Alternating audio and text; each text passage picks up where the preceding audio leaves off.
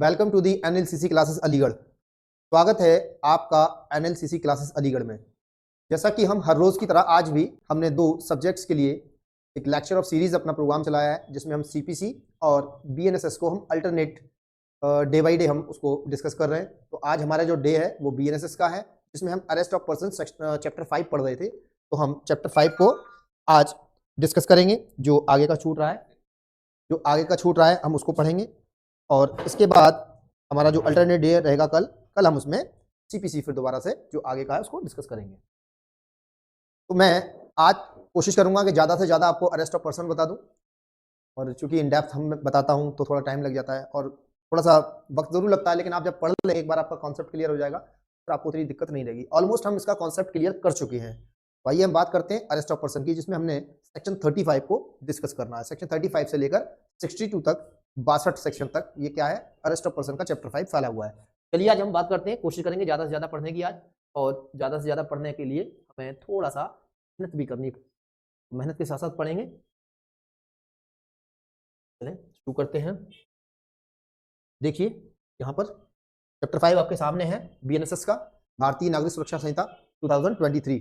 इसमें चैप्टर 5 है। चैप्टर 5 के अलावा अरेस्ट ऑफ पर्सन, जिसमें 35 टू 62, ठीक है, 35 टू 62 ये अरेस्ट ऑफ पर्सन की बात की गई है यहाँ पर। तो हम अरेस्ट ऑफ पर्सन को पढ़ना है हमें। चलिए आगे बढ़ते हैं। तो हमने इसमें पहली चीज पढ़ी थी सेक्शन 35। सेक्शन 35 में हमने दो चीजें पढ़ ली थी। पहली चीज ये पढ़ी थी कि जब कभी कोई मजिस्ट्रेट के सामने क्या करता है, अपराध करता है, ऑफेंस करता है, किस तरह का कॉग्निजेबल ऑफेंस करता है, हम उसको क्या कर सकते हैं, अरेस्ट कर सकते हैं। कौन कर सकता है, एनी पुलिस ऑफिसर। जब कोई व्यक्ति किसी पुलिस ऑफिसर के सामने कोई कॉग्निजेबल ऑफेंस कमिट करता है, तो उस व्यक्ति को वो पुलिस ऑफिसर जिसके सामने की इस तरह का कॉग्निजेबल ऑफेंस कमिट किया जा रहा है, उसको वो क्या करेगा, अरेस्ट कर सकता है बिना वारंट के। ये कहा गया है, देखिए क्लॉज 1 पढ़िए, any police officer may without an order from the magistrate and without warrant. Magistrate के आदेश के बिना और बिना वारंट के क्या कर सकता है, कोई भी पुलिस ऑफिसर जिसकी उपस्थिति में, in the presence of the police officer, a cognizable offence who commits, जो भी करेगा, जो भी कॉग्निजेबल ऑफेंस ऐसे पुलिस ऑफिसर के सामने कमिट करेगा, तो वो बिना मजिस्ट्रेट के ऑर्डर के और बिना ऑथराइजेशन के या बिना वारंट के क्या कर सकता है, उसे अरेस्ट कर सकता है। बी, हमने यहां देखा कि रीजनेबल कंप्लेंट मिली है उसे और एक क्रेडिबल इंफॉर्मेशन प्राप्त हुई है, और यहां पर रीजनेबल सस्पिशन एग्जिस्ट कर रहा है, तो वो क्या कर सकते हैं, ठीक है, क्या कर सकते हैं, ऐसे व्यक्ति को जिसने क्या किया, कॉग्निजेबल ऑफेंस किया है, जो कि पनिशेबल है 7 साल से कम या 7 साल तक, ऐसे व्यक्ति को वो अरेस्ट कर सकते हैं विदाउट वारंट। विदाउट वारंट मैं लास्ट क्लास में इसको बता चुका हूं, इसलिए मैं इसे ज्यादा डिटेल में नहीं बताना चाहता, तो टाइम ज्यादा जाएगा। दोबारा समझेंगे इसे। क्या करें, against whom a reasonable complaint has been made, किसी व्यक्ति के खिलाफ क्या की गई है, रीजनेबल कंप्लेंट की गई है, या क्रेडिबल इंफॉर्मेशन प्राप्त हुई है, या फिर रीजनेबल सस्पिशन एग्जिस्ट कर रहा है। क्या कर रहा है, he has commit a cognizable offence, कि उसने एक कॉग्निजेबल ऑफेंस कमिट किया है, इस बात की एक रीजनेबल कंप्लेंट है, क्रेडिबल इंफॉर्मेशन है उस पुलिस ऑफिसर के पास, या फिर उसके पास एक रीजनेबल सस्पिशन एग्जिस्ट कर रहा है कि ऐसे व्यक्ति ने एक कॉग्निजेबल ऑफेंस किया है, जो कि कितनी साल से पनिशेबल है, जो लेस देन 7 ईयर, और या फिर may extend to the 7 years, 7 साल से कम या 7 साल तक का कोई ऐसा कॉग्निजेबल ऑफेंस किया है, तो इस तरह के मामलों में विद और विदाउट फाइन हो सकता है। क्या कर सकते, ये कंडीशंस को फुलफिल करना पड़ेगा आपको, तब उसको आप अरेस्ट कर सकते हैं। तो कंडीशन कौन कौन सी है वो देख लेते हैं एक नजर। कंडीशन नंबर 1 क्या कह रहे हैं, the police officer has reason to believe, उसको रीजन टू बिलीव है उस पुलिस ऑफिसर को, on the basis of such complaint, information और suspicion that such person has committed that offence. उसको रीजन टू बिलीव है, उस व्यक्ति को रीजन टू बिलीव है उस रीजनेबल कंप्लेंट पर, उस क्रेडिबल इंफॉर्मेशन पर, उस रीजनेबल सस्पिशन पर कि ऐसे व्यक्ति ने वो ऐसा अपराध किया है, तो उसको आप अरेस्ट कर लीजिए। क्या है, रीजन टू बिलीव, विश्वास करने का कारण है उस शिकायत के ऊपर, उस सूचना के ऊपर, उस संदेह के ऊपर, ऐसे पुलिस ऑफिसर को रीजन टू बिलीव है तो उसको अरेस्ट कर लेंगे। दूसरा काम क्या करें, the police officer is satisfied that such arrest is necessary, police officer क्या करता है, सेटिस्फाई हो जाता है कि ऐसी जो अरेस्ट है वो करना जरूरी है। क्यों जरूरी है, इसमें देखेंगे। देखिए पहली चीज समझिए, हमारे पास 3 चीजें थी। पहली चीज क्या थी, एक कंप्लेंट थी, कैसी, रीजनेबल कंप्लेंट, और एक क्रेडिबल इंफॉर्मेशन थी, और एक रीजनेबल सस्पिशन एग्जिस्ट कर रहा था। इस तरह का अपराध, किस तरह का, जो कि कॉग्निजेबल नेचर का है, जिसमें क्या गया है, जिसमें सजा है 7 साल तक या उससे कम की सजा है। इस तरह के कॉग्निबल ऑफेंस की क्या है, एक आपके पास युक्तियुक्त सूचना मिली है, शिकायत मिली है और उसका संदेह विद्यमान है। तो इन सब मामलों में, इस तरह के मामलों में उस पुलिस अधिकारी को ऐसी शिकायत, सूचना और संदेह के ऊपर विश्वास करने का कारण है कि हाँ, इस तरह का अपराध उस अपराधी ने किया है, तो ऐसे अपराधी को आप अपने रीजन टू बिलीव के आधार पर उसे अरेस्ट कर सकते हैं। पहली कंडीशन। दूसरी कंडीशन क्या कह रहे हैं कि the police officer is satisfied, police officer satisfied है क्या, सच अरेस्ट इज नेसेसरी, इस तरह की गिरफ्तारी जरूरी है। क्यों जरूरी है भैया, ये देखो 1 2 3 इस तरह के ABCD बहुत सारी पॉइंट्स दिए गए हैं, इसलिए जरूरी है। क्यों जरूरी है देखते हैं। देखिए क्या कह रहे हैं, the police officer is satisfied that such arrest is necessary, ऐसी अरेस्ट करना जरूरी है। क्यों, to prevent such person from the committing and further offence, ऐसे व्यक्ति को फर्दर ऑफेंस करने से रोकने के लिए, प्रिवेंट करने के लिए, अन्यथा वो दोबारा से ऐसा कोई अपराध ना करे, इसलिए उसकी अरेस्ट जरूरी है, इसलिए जरूरी है। दूसरी चीज देखिए, proper investigation of the offence, उसका उचित, उस अपराध का उचित अन्वेषण करने के लिए, यानी कि अगर वो आदमी पुलिस की कस्टडी में नहीं रहा, उसे अरेस्ट नहीं किया गया, तो ऐसे अपराध का उचित अन्वेषण नहीं हो सकता, प्रॉपर इन्वेस्टिगेशन नहीं हो सकता। अगली बात सी क्या कहता है, to prevent such person from causing evidence of the offence disappear और tampering with the such evidence in any manner, ऐसे व्यक्ति को, इस तरह के व्यक्ति को क्या किया जाना जरूरी है, अरेस्ट किया जाना जरूरी है। पहली बात, क्यों करना जरूरी है, क्योंकि वो कोई फर्दर ऑफेंस ना कर दे, वो फर्दर ऑफेंस ना कर दे। और क्यों जरूरी है, ऐसे व्यक्ति को अरेस्ट करना इसलिए जरूरी है क्योंकि हम प्रॉपर इन्वेस्टिगेशन नहीं कर सकते उसके बाहर रहते हुए। तीसरी चीज, ऐसे व्यक्ति को अरेस्ट करना इसलिए जरूरी है क्योंकि इस तरह के व्यक्ति पर हमें संदेह है और हमें डर है, कहीं वो सबूतों को मिटा ना दे, कहीं वो सबूतों से छेड़छाड़ ना कर दे, सबूतों को मिटाए ना और सबूतों के साथ छेड़छाड़ ना करे, इसलिए जरूरी है उसको अरेस्ट करना। ये 3 कंडीशन पढ़ी हमने। क्यों जरूरी है, नेसेसरी ऐसी अरेस्ट, ऐसा कैसे लग रहा है, उस पुलिस ऑफिसर को लग रहा है सेटिस्फाइड है, वो कह रहा है मैं सेटिस्फाई हूं इसलिए जरूरी है। क्यों, पहला, वो आदमी क्या करेगा, फर्दर ऑफेंस ना कर दे, ऐसा व्यक्ति क्या ना करेगा, प्रॉपर इन्वेस्टिगेशन नहीं होने देगा अगर उसे अरेस्ट नहीं किया गया। और तीसरी बात कह रहे हैं, to prevent such person from the causing evidence of the offence disappearing, करने से रोकने के लिए, और टैंपरिंग करने से। टैंपरिंग का मतलब होता है छेड़छाड़, डिसअपियरिंग का मतलब होता है मिटाना, सबूतों को गायब या मिटाना और उसको टैंपरिंग करना, इस वजह से हम उसे रोकेंगे, किसी भी तरीके से कर सकता है वो। आगे देखिए चौथी कंडीशन क्या है, क्यों जरूरी है वो, to prevent such person from making any inducement, threat or promise to any person acquainted with the facts of the case so as the dissuade him from disclosing such facts to the court, to the police officer or। क्यों जरूरी है, इसलिए जरूरी है कि ऐसे व्यक्ति को अगर पुलिस कस्टडी में अरेस्ट करके नहीं रखा गया, उसे अरेस्ट नहीं किया गया, तो वो व्यक्ति एक ऐसे व्यक्ति को थ्रेट दे सकता है, इंड्यूस कर सकता है, प्रॉमिस कर सकता है, जो कि इससे संबंधित मामले के तथ्यों को भली भांति जानता है।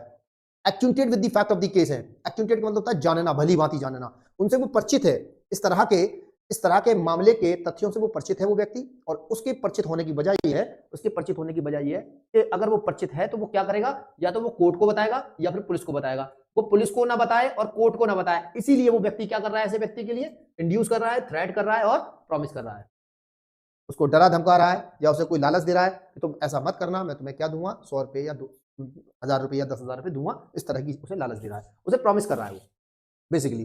तो यहां पर जब हम बात कर रहे हैं तो वो क्या करने के लिए कोशिश की जा रही है, उसे प्रिवेंट कर रहे हैं, क्या करने से, इंड्यूसमेंट ना करना, थ्रेट ना करना, प्रॉमिस ना करना। किस आदमी को, any person acquainted with the fact of the case, जो इस तरह के केस के मामले में क्या है, वो परिचित है, so as to dissuade him from disclosing such facts to the court और पुलिस ऑफिसर। वो क्या कर देगा अगर उसको नहीं रोका गया, वो डिस्क्लोज कर देगा ऐसे फैक्ट को, किसके सामने, कोर्ट के सामने और पुलिस ऑफिसर। तो उसका अल्टीमेट ये है एक्यूज्ड का कि ऐसे व्यक्ति को पुलिस और कोर्ट तक ना पहुंचने दिया जाए, इसलिए हम उसको इंड्यूस कर रहे हैं, थ्रेट दे रहे हैं, प्रॉमिस। आपने पुरानी फिल्मों में देखा होगा अमूमन क्या करते थे, अदालत तक नहीं पहुंचने देना गवाह को, उसको थ्रेट, इंड्यूस और प्रॉमिस। उसके बच्चे को किडनैप कर लिया, थ्रेट दे रहे हैं तेरे बच्चे को मार देंगे, इस तरह के लिए हम उसको अरेस्ट करना जरूरी समझते हैं, ऐसा पुलिस ऑफिसर ने कहा। आगे बढ़ते, अगला ई देखिए, इसका ई पॉइंट क्या कह रहा है, as unless such person is arrested, जब तक कि ऐसे व्यक्ति को अरेस्ट न किया गया, हिज प्रेजेंस, उसकी उपस्थिति, इन द कोर्ट, न्यायालय में, whenever required can not be insured, जब उसकी रिक्वायरमेंट होगी न्यायालय की तरफ से, न्यायालय जब आदेश करेगा कि ऐसे व्यक्ति को हमारे सामने पेश किया जाए, तब अगर आप चाहते हैं उसकी प्रेजेंस को क्या किया जाए, इंश्योर किया जाए, तब उस व्यक्ति को हम अरेस्ट करेंगे। And the police officer shall, record while making such arrest is reason. मैंने कितनी चीजें बताई? पहली चीज कि ऐसे व्यक्ति को अरेस्ट करने की हमें आवश्यकता क्यों है? ऐसे व्यक्ति को अरेस्ट करने की हमें आवश्यकता क्यों? वो फर्दर कोई ऑफेंस ना कर दे प्रॉपर इन्वेस्टिगेशन के लिए। तीसरा, वो डिसअपियरिंग कर देगा, टैंपरिंग कर देगा।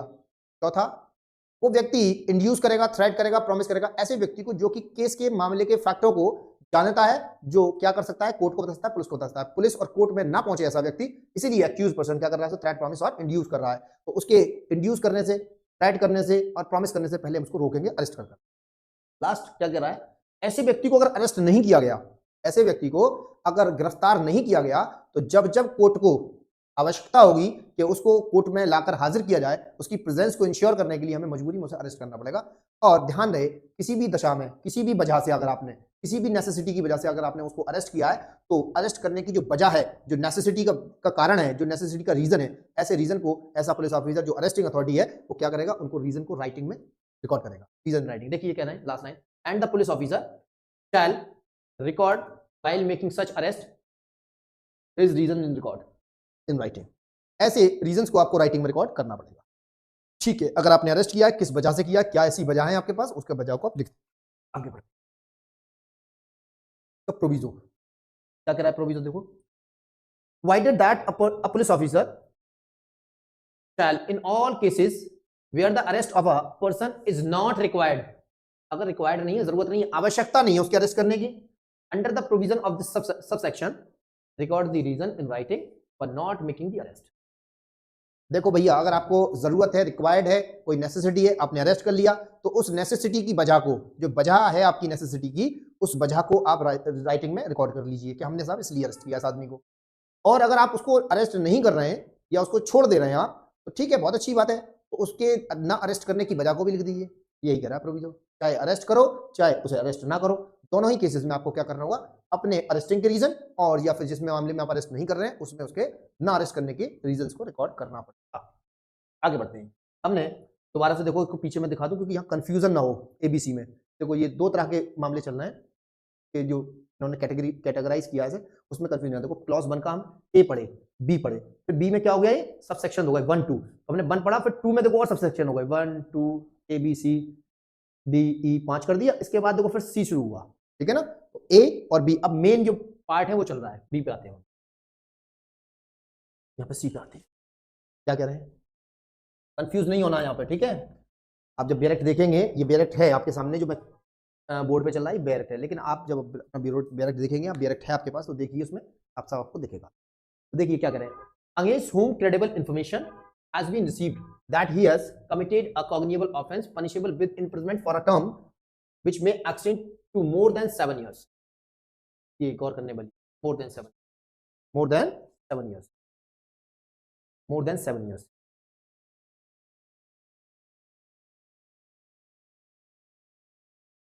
देखिए ये दिख रहा है ना आपको, हाईलाइट कर रहा हूं उसको, more than 7 years। इसको देखिए आप, उसमें कोई फर्क नजर आ रहा है आपको? जो हमने पहले पढ़ा है एक फर्क, क्या फर्क है उसमें? देखो वहां पर क्रेडिबल इन्फॉर्मेशन की बात नहीं कर रहा था मैं, 3 ग्राउंड थे। पहला ग्राउंड था रीजनेबल कंप्लेंट मिली है, क्रेडिबल इन्फॉर्मेशन मिली है, और तीसरा ग्राउंड था रीजनेबल सस्पिशन एग्जिस्ट कर रहा है। यहां पर तो अकेला ही है, credible information has been received that he has committed a cognizable offence. देखिए कॉग्निजेबल ऑफेंस, ये कॉग्निजेबल ऑफेंस की बात कर रहे हैं, committed a cognizable offence punishable with imprisonment for a term which may extend more than 7 years, जो 7 साल से ज्यादा का है। आगे, whether with or without fine or with death sentence, and the police officer has reason to believe on the basis of that information that such person has committed the said offense। क्या कह रहे हैं समझिए? ऐसे व्यक्ति के खिलाफ हमारे पास क्या आया है? हमारे पास एक इंफॉर्मेशन आई है जो क्रेडिबल नेचर की है। मैं पुलिस ऑफिसर हूं, मैं एक पुलिस ऑफिसर हूं, मुझे किसी व्यक्ति के खिलाफ, किसी व्यक्ति विशेष के खिलाफ मेरे पास एक इंफॉर्मेशन है जो कि क्रेडिबल नेचर की। क्रेडिबल का मतलब होता है विश्वसनीय, जिस पर विश्वास किया जा सके। एक विश्वसनीय सूचना प्राप्त हुई है मुझे, और उस सूचना के सार में ये लिखा हुआ है, सूचना का जो कंटेंट है वो ये है कि एक व्यक्ति है, उसने एक कॉग्निजेबल ऑफेंस किया है। जो ऑफेंस कितने सजा का है? जो 7 साल से ज्यादा हो सकती है, अप टू डेथ सेंटेंस तक, 7 साल से ज्यादा। ठीक है, कहाँ ये देखिए फर्क देखिए इसमें, 7 ईयर प्लस कितना भी हो सकता है, 8 साल, 9 साल, 10 साल, 15 साल, 50 साल, 20 साल, ठीक है, अप टू कितना है? Death sentence. यानी कि कम से कम 7+ होना चाहिए और मैक्सिमम सजा कितनी होनी चाहिए, डेथ सेंटेंस। इस तरह का उसने कॉग्निबल ऑफेंस किया जिसके लिए सजा क्या निर्धारित है, 7 साल से ज्यादा सजा हो और वो डेथ सेंटेंस तक हो सकती है। इस तरह का निर्धारण किया गया है सजा का। इस तरह का कोई ऑफेंस किया जिसके बाबत में पुलिस ऑफिसर को क्या मिली है, क्रेडिबल इंफॉर्मेशन प्राप्त हुई है किसी इंडिविजुअल आदमी के लिए। ठीक है, तो मैं ये बताऊंगा, क्या बताऊंगा भैया, कि मुझे एक रीजन टू बिलीव है, क्या है, देखिए the police officer has reason to believe है, मुझे क्या रीजन टू बिलीव है भैया आपको, कि मुझे इस तरह की क्रेडिबल इंफॉर्मेशन पे, on the basis of the information, credible information पे मुझे यकीन है that such person has committed this sad offence, इस तरह का ऑफेंस ऐसे व्यक्ति ने किया है। मेरे ऊपर ये रीजन टू बिलीव है, मुझे यकीन करने की वजह है मेरे पास कि हाँ भाई इस तरह की इंफॉर्मेशन सही और ऐसा व्यक्ति ऐसा अपराध किया है और मैं उसको अरेस्ट कर लूँ, और मैं उस व्यक्ति को क्या कर लूंगा, अरेस्ट कर लूँ। दोनों में फर्क समझ में आया? वहां 3 चीजें थी, यहाँ पे अकेली क्रेडिबल इंफॉर्मेशन है। वहां 3 चीजें थी। वहां क्या था, पहले रीजनेबल ऑफेंस था, रीजनेबल कंप्लेंट थी, क्रेडिबल इंफॉर्मेशन थी, रीजनेबल आपकी सस्पिशन एग्जिस्ट कर रहा था। उस केस में क्या था, ये 3 चीजें होंगी और वो सजा का प्रावधान उस कॉग्निबल ऑफेंस में कितना था, 7 साल से कम या 7 साल तक का ऑफेंस है। 7 साल से कम या 7 साल तक का विद और विदाउट फाइन है। तब क्या करेगा, एक पुलिस ऑफिसर को क्या है, रीजन टू बिलीव है कि इस तरह की कंप्लेंट, इस तरह की इंफॉर्मेशन, इस तरह की सस्पिशन पे उसे रीजन टू बिलीव है और वो इस तरह के मामलों में क्या कर सकता है। तो देखिए अब बात करते हैं डी की। डी में क्या दिया गया है, who has been proclaimed as an offender either under the Samhita or by order of the state government। ये क्या होता है प्रोक्लेम्ड ऑफेंडर, थोड़ा समझा देता हूं। देखिए आपने 82-83 पढ़ा होगा, सेक्शन 82-83, कहां पर, पुरानी सीआरपीसी में। नया इसलिए नहीं बता रहा हूं कि आप यहां से फैमिलियर है पुरानी सीआरपीसी से, आपने पढ़ा होगा पुरानी वाली किताब में सीआरपीसी में 82-83। हम इसमें क्या करते, कुर्की कराते थे, कुर्की। तो देखिए कुर्की ऐसे नहीं हो जाती है कि आप गए और कुर्की कर दी, पहले कितना 82 होता है, 83 होता है। 82 क्या है, देखो सबसे पहले समन किया जाता है किसी भी कार्रवाई में, एक्यूज को बुलाने के लिए क्या किया जाता है, समन किया जाता है। हाजिर नहीं हुए के बाद कोशिश की वारंट से कि भाई साहब वारंट से आए क्या, नहीं वारंट से भी नहीं आए। इसके बाद फिर क्या किया गया, फिर इनको एक प्रोक्लेमेशन भेजेंगे, इशू करेंगे, प्रोक्लेमेशन, प्रोक्लेमेशन इशू करेंगे। ये प्रोक्लेमेशन में क्या होता है, 30 डेज का टाइम दिया जाता है, 30 डेज का प्रोक्लेमेशन में 30 डेज का टाइम दिया जाता है कि जिस दिन से ये प्रोक्लेमेशन इशू हुई है, जिस दिन से ये प्रोक्लेमेशन इशू हुई है उस दिन से with in 30 days, with in 30 days क्या करिए आप, विद इन 30 डेज कोर्ट में आकर हाजिर हो जाइए आप। बात समझिए, पहले आपको समन भेजा गया, समन पर आप हाजिर नहीं हुए, फिर आपको वारंट भेजा जाता है, वारंट से भी आप हाजिर नहीं हो रहे। जब वारंट से नहीं आते हैं और ये यकीन हो जाता है उस मजिस्ट्रेट को, कोर्ट को, कि ये व्यक्ति अपनी गिरफ्तारी से बच रहा है और छिप रहा है और भाग रहा है, ठीक है, तो छिपने और भागने में वो अपने सफल ना हो जाए, इसलिए हम क्या करते हैं, हम एक 30 दिन की प्रोक्लेमेशन को इशू करते हैं। मजिस्ट्रेट क्या करता है, 31 दिन का प्रोक्लेमेशन इशू करता है। तो from the date of issuance of the proclamation, उस तारीख से 30 दिन के अंदर, within 30 days from the date of the issuance of the proclamation under section 82। इस 82 में जब आपको प्रोक्लेमेशन इशू किया जाता है तो इंतजार करेगा कोर्ट कितने दिन, 30 डेज इंतजार करेगा, 30 डेज कोर्ट कितने दिन इंतजार करेगा, 30 डेज कि आप आए कोर्ट के सामने पेश हों और अपनी वजह बताइए कि आप क्यों नहीं आ पा रहे थे। लेकिन ये नहीं आता 30 दिन के अंदर, तो जैसे ही ये 30वां दिन समाप्त होगा, ये वक्त क्या होगा, खत्म हो जाएगा, खत्म हो जाएगा। तो आप जैसे ही ये खत्म होगा उस वक्त आप क्या बन जाएंगे, प्रोक्लेम्ड ऑफेंडर बन जाएंगे। क्या बन जाएंगे, प्रोक्लेम्ड ऑफेंडर। और जब प्रोक्लेमेशन इशू की जाती है, जिस दिनांक को ये प्रोक्लेमेशन इशू की गई होगी उस वक्त तक, कितने टाइम तक, 30 दिन तक, जिस दिन से ये प्रोक्लेमेशन इशू की गई है और जब तक ये वैलिड रहेगी, यानी कि 30 डेज तक आप प्रोक्लेम्ड पर्सन रहेंगे, प्रोक्लेम्ड पर्सन रहेंगे। जैसे ही 30 दिन का टाइम खत्म हो जाएगा वैसे ही आप क्या बन जाएंगे, प्रोक्लेम्ड ऑफेंडर बन जाएंगे। और प्रोक्लेम्ड ऑफेंडर बनने की कंडीशन क्या होता है, बिना वारंट आपको अरेस्ट किया जाता है। अब ये 2 तरह का ऑफेंडर होता है, प्रोक्लेम्ड ऑफेंडर किसने उसे नोटिफाई किया रहा हो, इस संहिता ने, संहिता का मतलब क्या, मजिस्ट्रेट ने, और यहाँ पर स्टेट गवर्नमेंट भी अपने ऑर्डर से किसको क्या करती है, प्रोक्लेम्ड ऑफेंडर घोषित करती है। इसको हिंदी में बोलते हैं उद्घोषित अपराधी। एक होता है उद्घोषित व्यक्ति। उद्घोषित व्यक्ति कौन होता है, जिसके नाम पर उद्घोषणा जारी कर दी गई है। तो जारी कब तक रहती है, वो 30 डेज तक। तो 30 दिन तक तो वो क्या रहता है, उद्घोषित व्यक्ति रहता है या प्रोक्लेम्ड पर्सन रहता है। और जैसे ही ये 30 दिन का टाइम समाप्त होता है वैसे ही वो व्यक्ति क्या बन जाता है, प्रोक्लेम्ड ऑफेंडर बन जाता है, या फिर हम उसको कह सकते हैं उद्घोषित अपराधी बन जाता है। तो ऐसे उद्घोषित अपराधी को भी बिना वारंट के अरेस्ट किया जा सकता है under section 35 of the BNSS, नई वाली कानून। आगे बढ़ते हैं, उम्मीद करता हूं यहां तक बात समझ में आ गई। चलिए ई देखते हैं, ई क्या कह रहा है, देखिए, in whose position anything is found, उसके कब्जे में कुछ भी मिला है, which may reasonably be suspected to be stolen property, उसके कब्जे से कुछ मिला है, प्राप्त हुआ है, वो रीजनेबली, वो कारणतः सस्पेक्टेड है, संदेह परक है। कैसी, स्टोलन प्रॉपर्टी होने का संदेह है उस पर, कैसा संदेह है। Who may reasonably be suspected of having committed an offense with respect to such things. एक व्यक्ति है, उसके पास से कोई चीज बरामद होती है, मोबाइल फोन बरामद होता है और उस पर संदेह है, रीजनेबली संदेह है, रीजनेबली सस्पेक्टेड है कि ये चीज जो है, ये थिंग है, ये वस्तु जो है, प्रॉपर्टी जो है, वो चोरी की है और यकीनन वो चोरी की होने के साथ साथ हमें ये संदेह है कि वो किसी ना किसी अपराध से संबंधित मामले में प्राप्त की गई है। जैसे मसलन कहीं कोई मर्डर हो गया या किसी घर में डकैती हुई, वहां से लेकर किसी आदमी दूसरे आदमी ने खरीद ली। जैसे मान लीजिए एक व्यक्ति ने चुराया, मुझे बेच दिया, मेरे कब्जे से पाई गई वो चीज, तो मैं मुझसे कोई 2-4 सवाल पूछे, मैं लिबर करना शुरू कर दिया, इधर उधर की बात करना शुरू कर दिया, ना।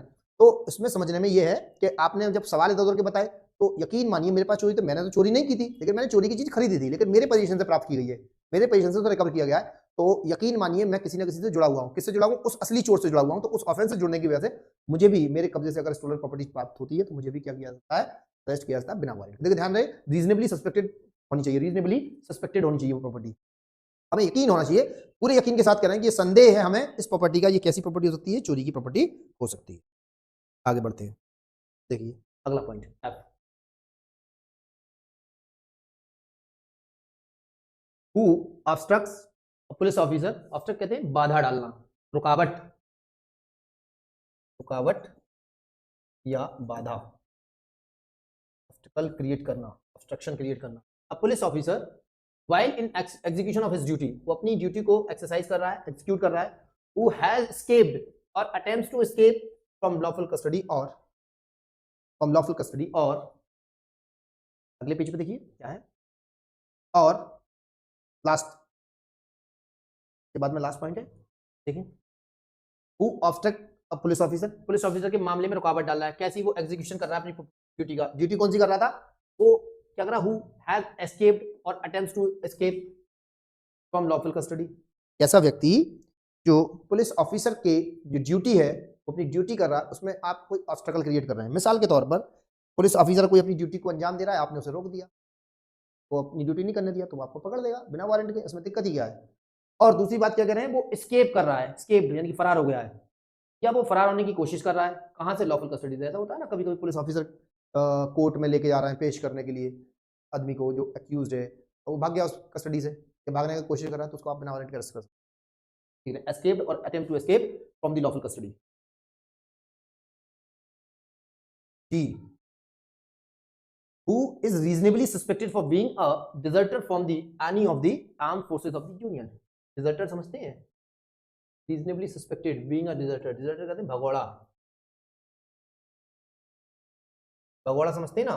सेना से भागा हुआ आदमी है, सेना का भगोड़ा है, सेना से भगा दिया, डिजर्टर है, भाग गया, अपनी ड्यूटी को परफॉर्म नहीं कर रहा था, बिना बताए भाग गए। भगोड़े का मतलब होता है जो भी आपकी आर्मी की जो ट्रूप्स है, आपकी जो टुकड़ी है आर्मी की, उस आर्मी के जो कमांड को संभाल रहा है, जो आपका कमांडर इन चीफ होगा उस आर्मी की टुकड़ी का, उसको बिना बताए अपनी ड्यूटी से अनऑफिशियली भाग जाना। एक होता है छुट्टी लेकर आए, अनऑफिशियली भाग गए आप, भगोड़े हैं। और ऐसे भगोड़े आदमी को क्या कर लेंगे? बिना वारंट के। एच, एच क्या कह रहा है देखिए, कहां से भागा है? Arm forces of the union, union की आर्म फोर्स से भागा है, ठीक है? एच क्या कह रहा है? Who has been concerned in or against whom a reasonable complaint has been made or credible information has been received or reasonable suspicion exists of his having been concerned in any act committed at any place out of India। out of India को offense किया गया, which if committed in India would have been punishable as an offense and for which he is under any law relating to the extradition or otherwise liable to the apprehended or detained in the custody in India। चलिए बहुत बड़ी बात नहीं है, एक अपराध है, वो करने वाले व्यक्ति ने आउट ऑफ इंडिया किया है, कोई भी काम अपराध है, कोई भी ऑफेंस हो सकता है, कोई भी काम किया XYZ, ठीक है? जिसकी इन्फॉर्मेशन कहां पर मिली? पुलिस वाले को मिली, कैसी इन्फॉर्मेशन है? वैसी सेम बिल्कुल, एक रीजनेबल कंप्लेंट मिली है, क्रेडिबल इन्फॉर्मेशन मिली है, या फिर रीजनेबल सस्पिशन एग्जिस्ट कर रहा है। किस बात की? कि एक आदमी ने काम किया है जो कि आउट ऑफ इंडिया किया है, लेकिन काम है कैसा? अगर उसे इंडिया में किया जाता तो वो अपराध होता। काम कैसा है? अपराध जहां किया वहां नहीं है। जैसे मसलन एडल्ट्री है, एडल्ट्री तो खत्म कर दिया इंडिया में, पार्शियली खत्म हुआ है, लेकिन मैं बताना चाहूँ जैसे एडल्ट्री पहले इंडिया में अपराध हुआ करता था, जारता जिसे बोलते हैं, ठीक है ना? एडल्ट्री को अगर हम इंग्लैंड में करते तो इंग्लैंड में एडल्ट्री ऑफेंस है ही नहीं, तो इंग्लैंड में ना होगा, लेकिन इंडिया में तो ऑफेंस है ना। तो ऐसा कोई एक्ट जो out of the India, outside the India offence ना हो, लेकिन अगर उसे इंडिया में किया जाता तो वो ऑफेंस होता। तो वो क्या होता, ऑफेंस होता। तो इस तरह के अपराध में भी उस आदमी को क्या कर लेंगे, अरेस्ट कर लेंगे। और आगे क्या कह रहे हैं, एंड और which he is under any law related to the extradition के कानून के otherwise liable to the apprehended और डिटेन्ड। एक्सट्राडिशन समझते हैं आप लोग, क्या होता है एक्सट्राडिशन? एक्सट्राडिशन बोलते हैं हम प्रत्यार्पण को। जो एक्सट्राडिशन क्या होता है, कोई हमारे यहाँ से आदमी अपराध करके भाग गया विदेश में, हम उसको एक्सट्राडिशन कराएंगे, प्रत्यारोपण कराएंगे उसका कि भाई हमारे आदमी को वापस करिए, हम यहाँ पे प्रॉपर्ली मुकदमा चलाएंगे, कोई अलग चीज़ है। ठीक है, इसको ज़्यादा ध्यान नहीं रखना है, आप ध्यान रखिए एक्सट्राडिशन वाले मामले में। तो मेन चीज़ वो है कि आपने कोई एक्ट इंडिया के बाहर किया, अगर उसे इंडिया में करते तो वो अपराध होता, इसलिए वो आपको हम अरेस्ट कर लेंगे जब भी आप इंडिया। आई आई क्या कह रहा है, who being a released convict, देने वाली बात, commits a breach of any rule made under subsection 5 of section 394 of BNSS। क्या BNSS है ना? हाँ, पहले 306 हुआ करता था ये। क्षमादान कर दिया से रिलीज कन्विक्ट है, आपको सजा हुई, आपको सजा हो गई, रिलीज कन्विक्ट, देखो कन्विक्ट सब जुड़ा हुआ है ना, सजा याफ्ता, सजा याफ्ता है। लेकिन आपका रिकॉर्ड अच्छा रहा है, इसको देखते हुए क्या कर दिया, आपको छोड़ दिया गया, आपको छोड़ दिया गया। देखो सजा हुई है आपको, आपको 4 साल की, 3 साल की या 2 साल की सजा सुना दी, लेकिन आपका व्यवहार अच्छा था तो आपको छोड़ दिया। लेकिन छोड़ने का मतलब ये नहीं ऐसे छोड़ देंगे, छोड़ दिया तब जब आपको कुछ रूल और रेगुलेशन आप पे लगा दी गई, कुछ कंडीशन लगा दी गई कि तो ये जो कंडीशनों के तहत आपको छोड़ा जा रहा है, जैसे 1 2 3 4 5 ये कुछ कंडीशन हमने आप पे इंपोज करी, कोर्ट कह रहा है और हम आपको छोड़ देते हैं। क्यों छोड़ दें? रिलीज कन्विक्ट है आप, commits a breach of any rule. लेकिन आपने क्या करा, उसकी लगाई हुई कंडीशन, ये वाली कंडीशन को तोड़ दिया आपने। जैसे उसने ये कहा था कोर्ट ने कि आइंदा आप कभी भी कोई ऑफेंस नहीं करेंगे, अगर कोई ऑफेंस करेंगे तो आपको वापस करें।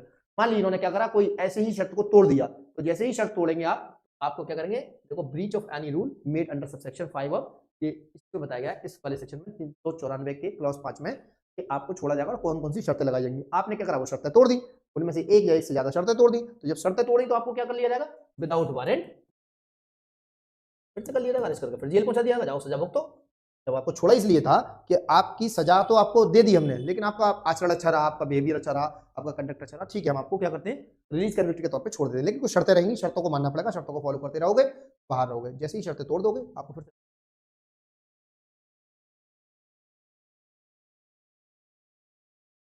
देखिए लास्ट पॉइंट क्या कह रहे हैं, और whose arrest any requisition, requisition का मतलब समझ, वेदर रिटन और ओरल, राइटिंग में हो सकती है और has been received from another police officer, receive हुई है किसी और पुलिस ऑफिसर से, provided that the requisition specifies the person to be arrested and the offense or other cause for which the arrest is to be made, and it appears therefrom that the person might lawfully be arrested without a warrant by the officer who issued the requisition। मैं एक police officer हूं civil line थाना अलीगढ़ में, मुझे एक व्यक्ति को arrest करना है जो कि रहता है गांधी पार्क थाना अलीगढ़ में। तो अलग अलग थानों का जुडिक्शन है, मैं कहाँ हूं, मैं किसी और थाने में पदस्थ हूं, मैं किसी और थाने में अपॉइंटेड अधिकारी हूं, और मुझे उस व्यक्ति को अरेस्ट करना है जो कि किसी दूसरे थाने के क्षेत्र अधिकार में रहता है। ऐसा तो नहीं है कि मैं जाकर दूसरे थाने में घुस के उसके क्षेत्र अधिकारी में पकड़ लाऊंगा, नहीं, उसका एक ऑफिशियल तरीका है। कैसे पकड़ेंगे फिर, आप जो रिक्विजिशन करिए इसको बोलते हैं ऑफिशियली रिक्वेस्ट। रिक्विजिशन का मतलब क्या होता है, एक ऑफिशियली रिक्वेस्ट को बोलते हैं। ठीक है, उन्होंने रिक्वेस्ट की, ऑफिशियली रिक्वेस्ट की, क्या कहा, भाई साहब इस एक्स वाले व्यक्ति को आप पकड़ दीजिए मिस्टर, आप पकड़ दें। क्यों पकड़ दें हम, यार मैं जहां पर पोस्टेड हूं वहां पर नहीं रहता, ये दूसरे थाने में रहता है, किसी दूसरे थाने में रहता है। तो रिक्विजिशन का मतलब पता लगा, वो ऑफिशियली रिक्वेस्ट होती है। तो एक अधिकारी किसी दूसरे अधिकारी से क्या करता है, रिक्वेस्ट करता है। वो राइटिंग में भी हो सकती है और ओरल भी हो सकती है। कहां लिखा है ये देखो प्रीलिम्स के सवाल बनते हैं, ऐसी रिक्विजिशन राइटिंग और ओरल दोनों में हो सकती है। Has been received from the another officer, किसी दूसरे ऑफिसर से मिली है, तब वो क्या करेंगे, वो provided that the requisition specify the person of the arrested, तो जो स्पेसिफाइड किया गया उस पर्सन को अरेस्ट कर लेंगे, और अरेस्ट करके कहां पहुंचा देंगे, उन्हीं के पास पहुंचा देंगे जिन्हें हमें क्या भेजी है, रिक्विजिशन भेजी है। ये आपका इतना अरेस्ट था। इन दशाओं में आपकी अरेस्ट हो सकती है। ठीक है, इन दशाओं में आपकी अरेस्ट हो सकती है। और आगे देखिए, और चीज हम इसमें थोड़ा सा डिस्कस कर लेते हैं। फर्स्ट टू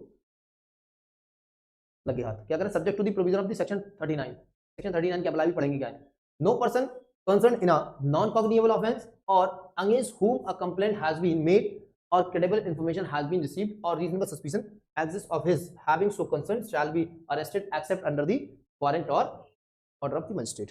देखिए साहब क्या कह रहे हैं, जो 39 में, सेक्शन 39 में जो दी गई है बात, उसमें अरेस्ट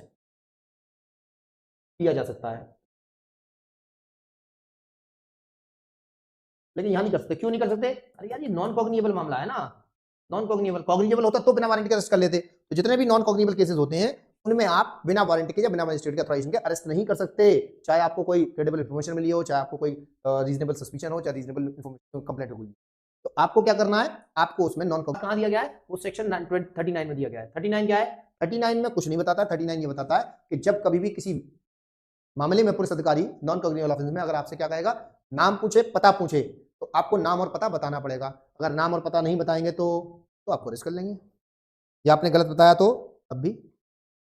अगर नाम और पता नहीं बताएंगे तब भी आपको हम अरेस्ट कर लेंगे, या गलत बताएंगे तब भी अरेस्ट कर लेंगे। फिर क्या करेंगे, 24 घंटे के अंदर अगर आपने वेरीफाई नहीं कराया नाम और पता अपना सही सही, तो फिर हम आपको कहां ले जाएंगे, मजिस्ट्रेट के सामने पेश कर देंगे।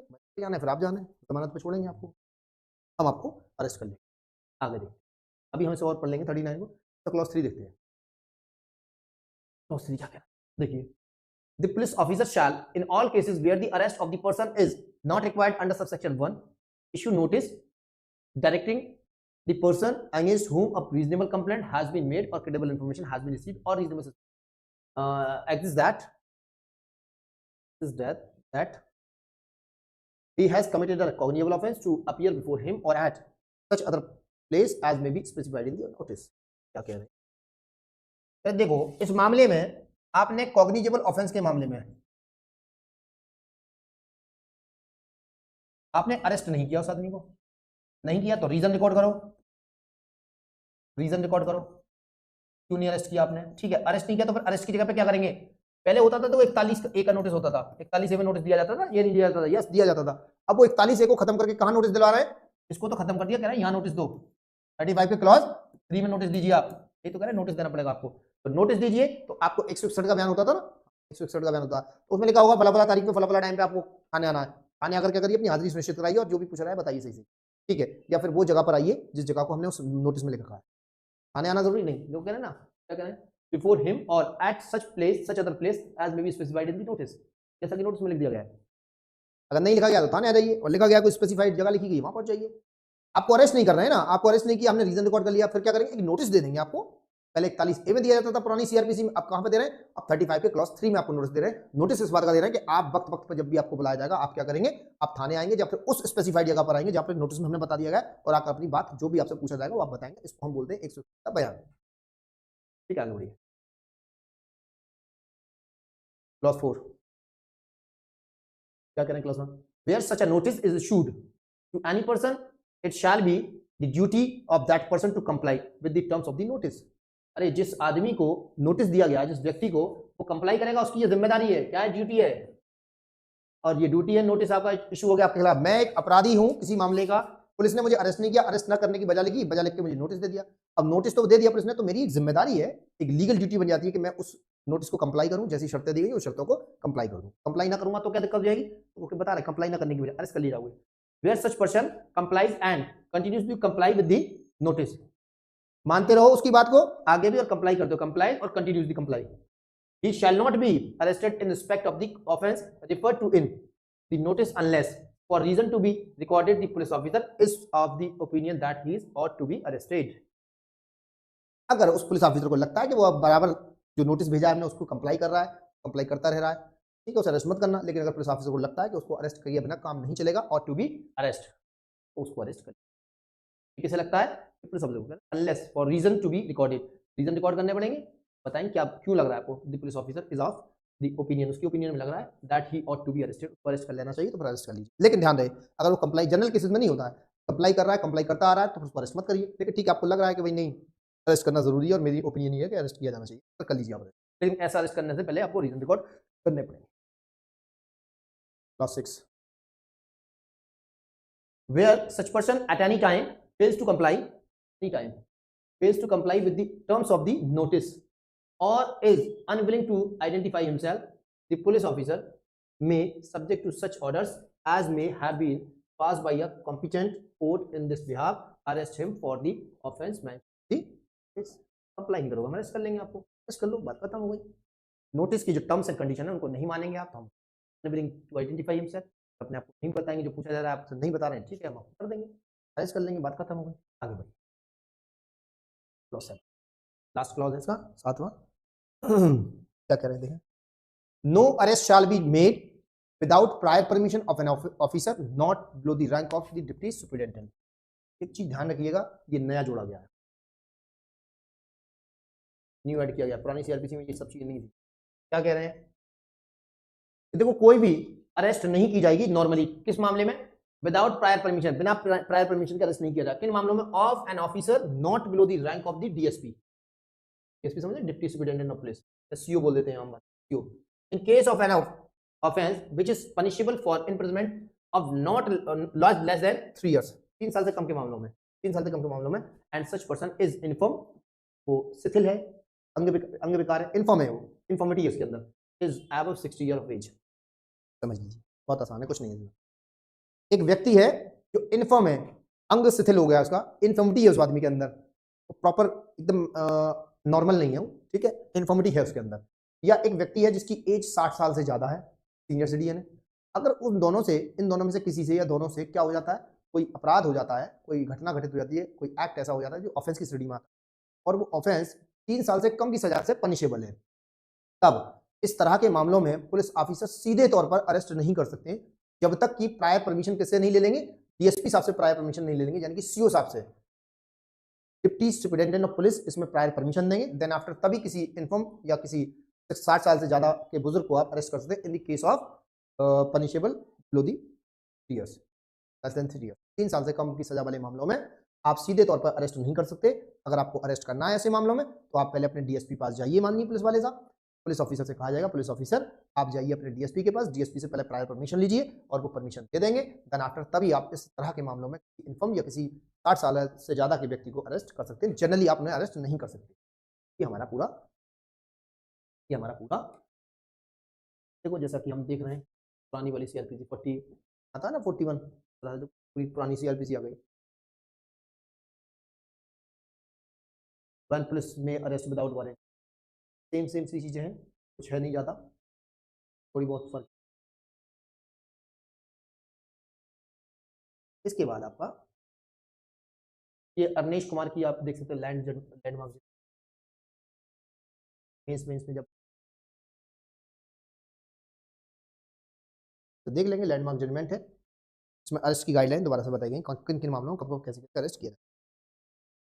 तो देखें यहाँ पर procedure of arrest and duties of the officer making arrest, arrest का प्रोसीजर क्या होगा और जो व्यक्ति आपको अरेस्ट कर रहा है क्या होगी, उसकी जिम्मेदारी क्या क्या होंगी, ड्यूटीज क्या क्या, duties of officer making arrest, गिरफ्तारी करने वाले व्यक्ति की क्या जिम्मेदारियां होंगी, ठीक है।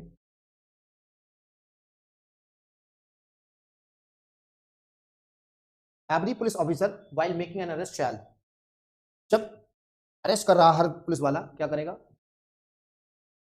पहला जो प्रत्येक वो पुलिस ऑफिसर जो अरेस्ट कर रहा है उस दौरान वो क्या करेगा, कि क्या जिम्मेदारी होगी, देखो क्या जिम्मेदारी होगी, we are an accurate, visible and clear identification of his name which will facilitate easy identification।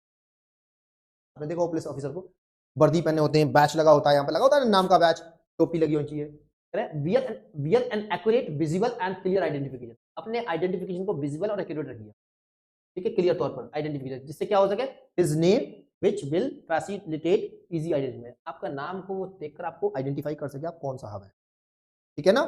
आपने वर्दी शर्दी जो पहनी है, अपना बैच वगैरह सबसे सही लगाइए, अपनी वर्दी शर्दी पहन के तभी अरेस्ट करेंगे, जिससे कि आपको इजीली आइडेंटिफाई किया जा सकता है, आपके नाम को देखा जा सके, भाई आप साहब हैं, फला साहब हैं। Prepare a memorandum of arrest which shall be, ठीक है, अरेस्ट का मेमोरेंडम इस तरह से बनाएंगे, मेमोरेंडम होता है वो बनाएंगे इस तरह से, अपना मेमोरेंडम बनाइए और मेमोरेंडम बनाकर उसमें करिए आप क्या क्या लिखेंगे, पूरी बात लिखिए, उसका नाम पता है, एड्रेस सब लिखिए, कहाँ कहाँ किया है, ठीक है, क्या क्या लिखा जाएगा वो बता रहे, देखिए, arrested by at least one witness who is member of the family of the person arrested or respectable member of the locality where the arrest is made। आपने जहां अरेस्ट किया है वहां सबसे पहले आप एक मेमोरेंडम बनाइए, पहले आप अरेस्ट करने जा रहे हैं तो पहले विजिबल रखिए अपना नाम पता सब कुछ, जिससे कि आपकी आइडेंटिफिकेशन हो सके, विजिबल एक्यूरेट एंड सब चीज साफ हो जाइए, क्लियर एंड एक्यूरेट विजिबल और क्लियर आइडेंटिफिकेशन, ठीक है। जब आप पहुंचने के बाद आपने अरेस्ट किया होगा, यस अरेस्ट करके अब मेमोरेंडम बनाइए, मेमोरेंडम मतलब होता है कागज का टुकड़ा, वो लिख लिया, ठीक है, आपने उसका नाम वाम पता बाप का नाम सब भर लिया। फिर आप क्या करेंगे, फिर आप ये करिए, अटेस्ट कराइए उसे एटलीस्ट वन विटनेस, एक ऐसे विटनेस से अटेस्ट कराइए जो पहली फर्स्टली कहां से होना चाहिए, member of the family of the arrested person होना चाहिए। आपने जिस व्यक्ति को अरेस्ट किया है उस व्यक्ति के परिवार से किसी एक व्यक्ति के साइन उस मेमोरेंडम पर एज अ विटनेस देने पड़े, ठीक है। उसकी फैमिली से कोई तैयार नहीं है या उसकी फैमिली में कोई मौजूद नहीं है जहां पर अरेस्ट किया गया, तो फिर एक काम करिए, और रिस्पेक्टेबल मेंबर, एक रिस्पेक्टेबल, एक सम्मानीय सदस्य को लीजिए उस लोकेलिटी का सम्मानीय सदस्य, उस मोहल्ले का, उस बस्ती का, जो कि वहां जहां पर अरेस्ट किया गया है, उस व्यक्ति को अरेस्ट किया गया है। पहले कोशिश करिए उसके परिवार से, उसकी फैमिली से कोई ऐसा व्यक्ति हो जो कि गवाह बन जाए, उस मेमोरेंडम अरेस्ट कराइए, साइन कराइए। दूसरी चीज, अगर वो उसकी फैमिली से कोई नहीं मिल रहा है तो फिर आप क्या करेंगे, उस लोकेलिटी का, उस मोहल्ले का, उस बस्ती का कोई ऐसा जिम्मेदार सदस्य ले लीजिए जो अरेस्ट के टाइम पे वहां मौजूद था। आगे बढ़े, और क्या होना चाहिए, तीसरी चीज, काउंटर साइन किससे कराना है, पर्सन अरेस्टेड से। उस मेमोरेंडम पर साइन भी कराइए उस एक्यूज के भी साइन करा लीजिए उसी मेमोरेंडम पर जिसपे कि आपने एक विटनेस के साइन। आगे देखिए, inform the person arrested unless the memorandum is arrested by member of his family that he has a right to have a relative or a friend or any other person named by him to be informed of. भैया memorandum sign करा लिया इन्होंने, अब memorandum sign कराने के बाद में उस पर गवाह के तौर पर जिस आदमी को अरेस्ट किया जा रहा है उसके भाई ने साइन कर दिए, तो किसी को सूचना देने का राइट बनता है इनका? नहीं, फिर उस केस में नहीं बनेगा। जिस केस में आपने मेमोरेंडम ऑफ साइन पर एज अ विटनेस के तौर पर उस अरेस्टेड पर्सन की फैमिली मेंबर से साइन कराएं, उस केस में आपका ये राइट खत्म हो जाता है कि राइट टू इन्फॉर्म करना है आपको किसी को, ये आपका राइट खत्म हो जाता है। लेकिन अगर एक केस ऐसा है कि जिसमें फैमिली मेंबर ने मेमोरेंडम पर साइन नहीं किए, किसी अदर आदमी ने, किसी और उस आदमी ने जो respectable person of the society था, respectable person of the locality था, उसने अगर साइन किया है, उस केस में आप क्या करेंगे, एक्यूज को एक राइट होगा, right to inform to any person from the his family और फ्रेंड और अदर पर्सन। तो देखिए यही कह रहा है कि इस केस में जिसमें फैमिली का मेंबर ने साइन नहीं किया है, मेंबर ऑफ हिज फैमिली नहीं किया है, अनलेस जब तक कि memorandum was arrested bye a member of the his family, तो अगर फैमिली से किया है तब तो नहीं होगा, अगर फैमिली से नहीं किया है तब ये राइट होगा, he has a right to have a relative or friend or any other person made by him to be inform his arrest. तो ऐसे व्यक्ति को ये राइट होगा कि जो अरेस्ट किया गया है वो व्यक्ति जिसका नाम बताएगा पुलिस ऑफिसर को, पुलिस ऑफिसर की जिम्मेदारी होगी कि उस आदमी को क्या करेगा, उस आदमी की अरेस्टिंग के बारे में उसको इन्फॉर्मेशन देगा कि हमने उसको फला फला मामले में अरेस्ट किया। दोबारा मैं इसको रिपीट कर देता हूँ 36 को, क्या कह रहे हैं, जब भी आप किसी व्यक्ति को अरेस्ट करने जाएंगे तो आपने एक एक्यूरेट बियरिंग की होगी, कपड़े पहने होंगे, वर्दी पहनी होगी, उसमें विजिबल होना चाहिए नाम वाम सब आपका, और वो आइडेंटिफिकेशन इजीली कर पाया, जिससे कि आपको आइडेंटिफाई कर पाए कि आपका नाम ये है, आपका पद ये सब चीजें आपको दिखानी जब अरेस्ट करेंगे। उसके बाद जब अरेस्ट करने जाए गए, आपने अरेस्ट कर लिया, अरेस्ट करने के बाद क्या करेंगे आप, अरेस्ट करने के बाद आपको एक मेमोरेंडम तैयार करना है। आपको क्या तैयार करना है, एक मेमोरेंडम ऑफ अरेस्ट तैयार करना है, ठीक है। उसमें क्या लिखा जाएगा, उसमें नाम पता बाप का नाम, ये कौन से ऑफेंस में क्या है, फॉर्मेलिटी कर ली है। उसके बाद मेमोरेंडम ऑफ अरेस्ट को एक फैमिली मेंबर से अगर मौजूद है तो फैमिली मेंबर से क्या कराइए, आप उसको अटेस्ट करा लीजिए एज अ विटनेस। अगर फैमिली मेंबर मौजूद नहीं है जहां पे अरेस्टिंग की गई है तो फिर कोशिश करिए उस लोकेलिटी का पर्टिकुलर जहां पे अरेस्ट किया जा रहा है उस लोकेलिटी का पर्टिकुलर कोई एक रिस्पेक्टेबल मेंबर बुलाइए और उससे साइन करा लीजिए एज अ विटनेस। उसके बाद ये होगा कि उससे एक्यूज पर्सन जो पर्सन अरेस्टेड है उससे भी काउंटर साइन करा लीजिए ऐसे मेमोरेंडम, ये आपका अरेस्ट हो गया। लेकिन ध्यान रहे यहाँ पे एक राइट है एक्यूज पर्सन का, जो पर्सन अरेस्टेड है उसका एक राइट है कि अगर ऐसे मेमोरेंडम ऑफ अरेस्ट पे एक्यूज की फैमिली से किसी ने बतौर विटनेस साइन नहीं किए तो उस केस में ये एक्यूज का या उस पर्सन अरेस्टेड का ये राइट होगा कि वो जिस व्यक्ति को बताता है अपनी फैमिली में, अपने रिलेटिव में, अपने फ्रेंड में या कोई और पर्सन हो सकता है जिसको वो बता रहा है, उसको उस पुलिस ऑफिसर की जिम्मेदारी या ड्यूटी होगी जो कि अरेस्ट कर रहा है कि उसको इन्फॉर्म करे उसकी अरेस्टिंग के बाद। ये आपका 36 था। ये पुराना वाला 41B था, हुआ करता था 41B में पहले, ठीक है। Procedure of arrest and duties of the officer making arrest थोड़ा सा इसमें चेंज किया गया है, बस बताइए क्या। तो यहाँ जो लास्ट वाली लाइन है ना, as a right to have relative or friend, तो यहाँ तक नहीं था, उसके बाद क्या कुछ जोड़ दिया, एनी अदर पर्सन, जिसको भी चाहे। अब वो किसी की गर्लफ्रेंड बॉयफ्रेंड भी हो सकता है, किसी को अरेस्ट किया जा रहा है, इसलिए जोड़ा गया है। वैसे होते ना आपको लिव इन में रह रहे हैं साथ साथ, या कोई बिना शादी के रह रहा है अपने साथ, ये जो भी लीगलाइज तरीके हैं, इस तरीके से लीगली कानून हमें अलाउ करता है उस तरीके के रिलेशन में रहना है, उनका भी नाम लिया जाता है, इसलिए यहाँ पे एनी अदर पर्सन को शायद जोड़ा गया है, जो मेरा मानना है। हो सकता है कोई और वजह रही हो पार्लियामेंट के बाद, लेकिन इसको थोड़ा ब्रॉडर कर दिया गया, और थोड़ा ब्रॉड कर दिया गया, थोड़ा इसके दायरे को बढ़ा दिया गया।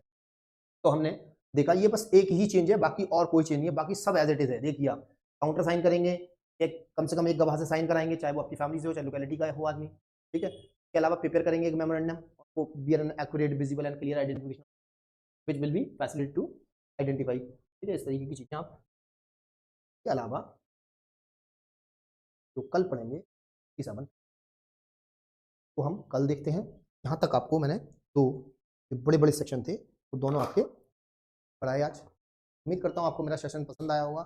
अगर मेरे द्वारा पढ़ाया हुआ आपको अच्छा लगता है या अगर आप और चाहते हैं इसी तरह के मेरे लेक्चर्स को अटेंड करना और ज़्यादा मतलब डेप्थ पढ़ना चाहते हैं और ज़्यादा कंसेप्चुअल पढ़ना चाहते हैं तो हमारे पेड कोर्सेज से आप जुड़ सकते हैं।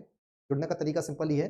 हमारी एनएलसीसी की क्लासेस का जो नंबर चल रहा है, एनएलसीसी क्लासेस का स्क्रीन पे जो नंबर देख रहे हैं आप, उस नंबर पे जाकर आप कॉल कर सकते हैं हमें। कॉल करने का समय है सुबह 10 बजे से लेकर शाम 9 बजे तक, कभी भी कॉल। इसके अलावा आप हमारे ऑफिस को भी विजिट कर सकते हैं जो दिया गया पता है, पते पर आकर, और हमारे द्वारा चलाए जा रहे जो भी कोर्सेज हैं जैसे पीसीएसजे, एपीओ और आपका ऑल इंडिया बार एग्जामिनेशन, जो हमारे अधिवक्ता भाई और बहन की मुसीबत है एक तरीके से, लोग सोचते हैं कैसे पास करें। लोगों को मैं पर्सनली जानता हूँ जो एक दो बार में पास नहीं कर पाए।